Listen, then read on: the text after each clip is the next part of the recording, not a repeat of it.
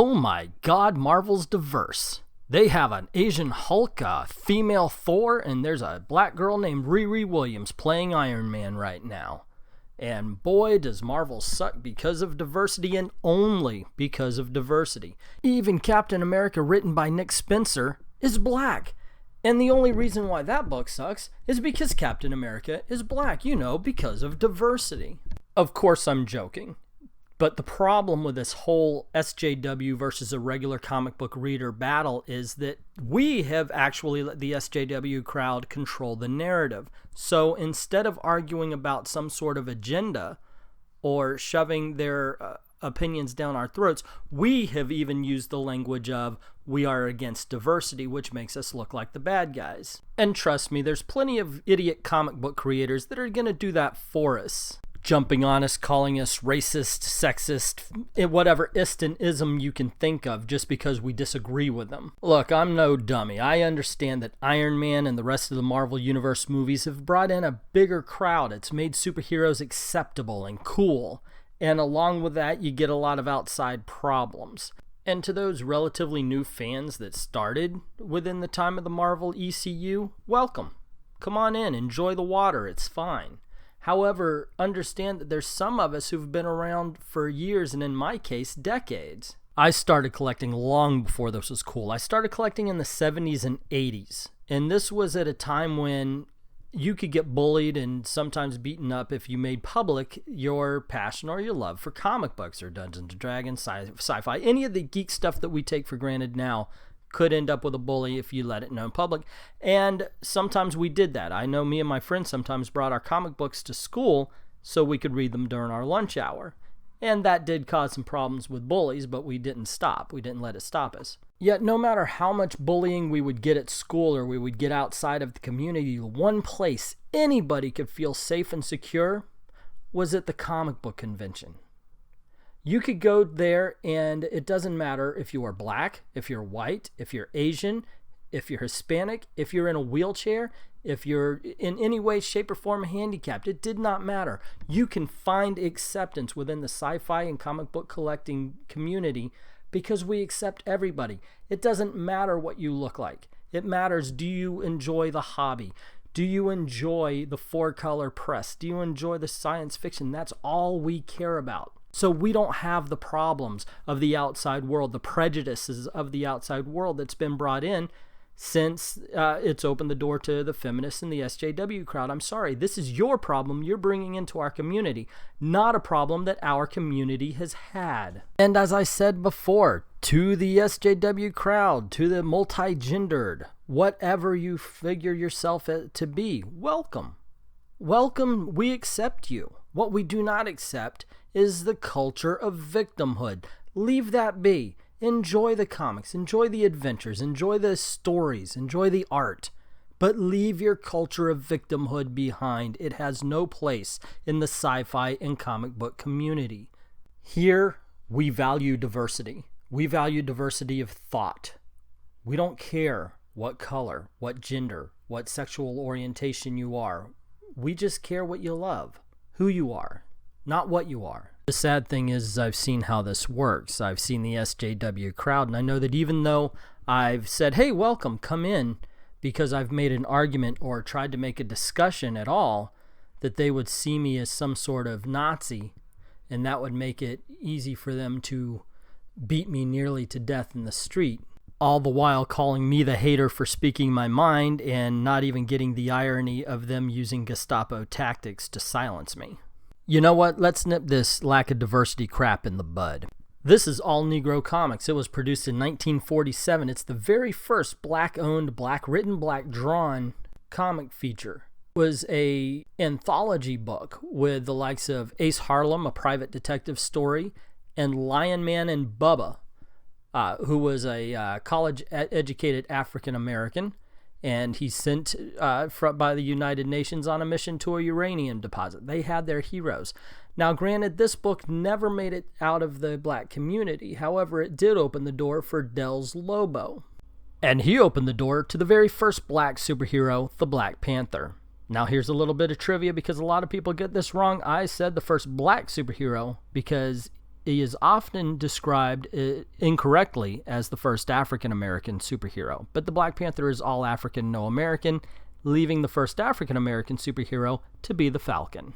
The Falcon started off as Captain America's sidekick, but then became a hero in his own right, branching off into his own miniseries and even becoming ultimately famous because of his appearances in the Marvel movies. Enter Nick Spencer, SJW and White Knight, who decided that the Falcon does not have enough personality to sell a book by himself, so he stripped him of his identity and gave him the identity of a white superhero. And they give him the identity of Captain America. Now, was it Nick Spencer not being able to make the Falcon interesting, or was it given to him on high that the Falcon now needs to be the new Captain America? Either way, they are not confident enough in this character to give him his own book. But hold on there, Englentine. This is not the first time a black character has taken the role of a white character. This is not the first time a black character's put on the suit that first was worn by a white character. Personally, I've been a fan of the Jon Stewart Green Lantern for decades, long before the Justice League cartoon came out and made him as popular as he is. And my Captain Marvel was Monica Rambeau. I was a big fan of hers. I liked her in the Avengers, and I actually owned this comic. I liked her as a character, even in the Secret Wars. I had no idea who this white boy was, and to tell you the truth, when I read his comics, I found him to be quite boring. But the big difference between these two taking over in the Falcon is that Jon Stewart was not a hero in his own right before he became the Green Lantern. And the original Captain Marvel? He was dead. Look, Marvel doesn't have the corner marketed on stupid politics in comic books, whether it's gender politics or otherwise, as you can tell by this panel, where the Kansas City corn-fed country boy Superman decides that he doesn't want to be for the American way anymore. DC comic writers were never afraid to throw their hat into the ring for some political point or of view one way or the other. The most famous, of course, was Green Lantern number 76, where Green Arrow is taking Green Lantern on a walking tour of America, and they come across an old black man who says, "I've been reading about you. How you worked for the Blueskins, and how on a planet someplace you helped out the Orangeskins, and you done considerable for the Purpleskins, only there's skins you never bothered with, the Blackskins, and I want to know how come. Answer me that, Mr. Green Lantern." And as a kid, I thought, wow, that's deep, that's profound, he's got a point. But then, of course, I grew up, and I thought I would love to see a panel where the Green Lantern goes, well, I'm a space cop, and I've got all these planets under my jurisdiction, and really, I spend way too much time on Earth as it is. But my disagreement with the politics actually highlights what's wrong with politics in comics today. In the past, the politics seemed to come from the characters. And this story works because you have the very human, very liberal character Green Arrow telling his godlike friend that there are problems down on Earth that you're not seeing because you're too busy flying high above it. And that's the big difference between the stories from the past and the stories from the present. Those lessons that they tried to teach us in the past came from the characters. It makes sense for the ultra-liberal Green Arrow to want to teach his social justice lessons to his godlike compatriots so they feel compassion for the human race again. However, we are not getting lessons in politics from the characters anymore. As a matter of fact, we're getting it from the writers. This is the writers, not the characters talking. And they don't have one character talking to another character. They are actually talking to the audience. So much so that if we disagree with their politics, if we disagree with their agenda, they call us racist. They call us sexist. They say we are filled with the worst humanity has to offer. And in the end, it puts the reader and the writer at a you versus us relationship, and that's not good. And also, it weakens the characters. In the past, comic book writers let their characters be strong.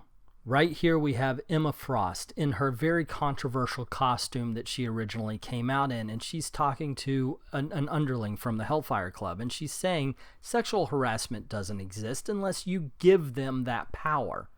And all she's saying with that phrase is that you should not seek out validation for your strength.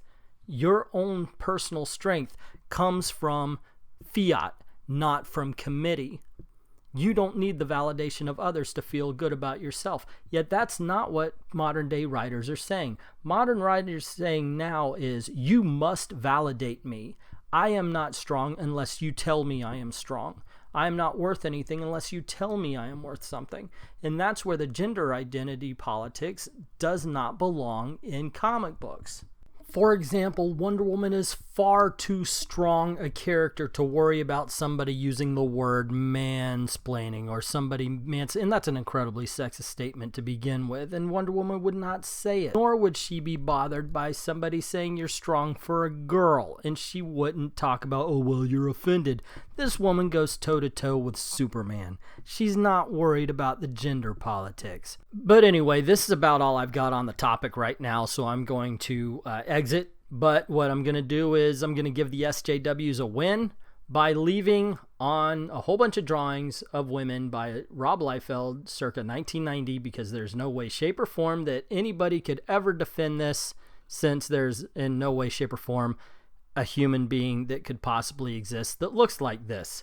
But that's just my opinion on the subject. What is yours? Do you agree with me? Do you disagree? What did I say that shouldn't have been said or didn't say that should have been? Let me know in the comments below. Also, if you like this video, you want to see more, click on any of the boxes surrounding these images to see more. And don't forget to click like and share because it helps me out. And most importantly, thank you very much for watching.